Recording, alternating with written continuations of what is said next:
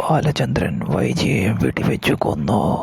അതെ, വൈജയുടെ ശല്യം സഹിക്കാൻ കഴിയാതെ വൈജ തന്നോട് ചെയ്ത കാര്യങ്ങളും തെറ്റുകളും ഓർത്ത് ബാലചന്ദ്രന് സഹിക്കാൻ കഴിയാതെ അലീനെ കുറ്റപ്പെടുത്തി വീണ്ടും വീണ്ടും വീട്ടിൽ നിന്ന് പോയിട്ട് വൈജ കുത്തി പറയുമ്പോൾ സഹിക്കാൻ പറ്റാതെ വൈജയുടെ എല്ലാം വെളിപ്പെടുത്തുകയാണ് ബാലചന്ദ്രൻ.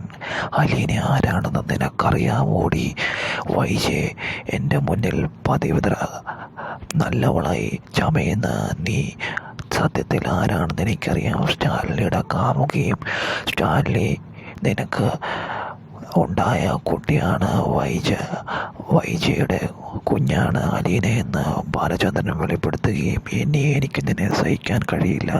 നീ കാരണം എൻ്റെ മകൾ ഇവിടെ നിന്ന് പോയി. അലീന എന്നെ വിട്ടു പോയി. ഇനിയും എനിക്ക് നിന്നെ സഹിക്കാൻ കഴിയില്ല എന്ന് പറഞ്ഞുകൊണ്ടായിരുന്നു ബാലചന്ദ്രൻ വെടിവെച്ച് അങ്ങനെ വൈജയെ തീർക്കുന്നത്.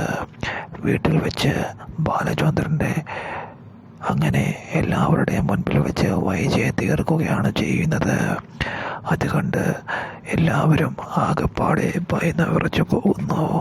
ബാലചന്ദ്രന് വൈജയോട് ഉണ്ടായിരുന്ന ദേഷ്യവും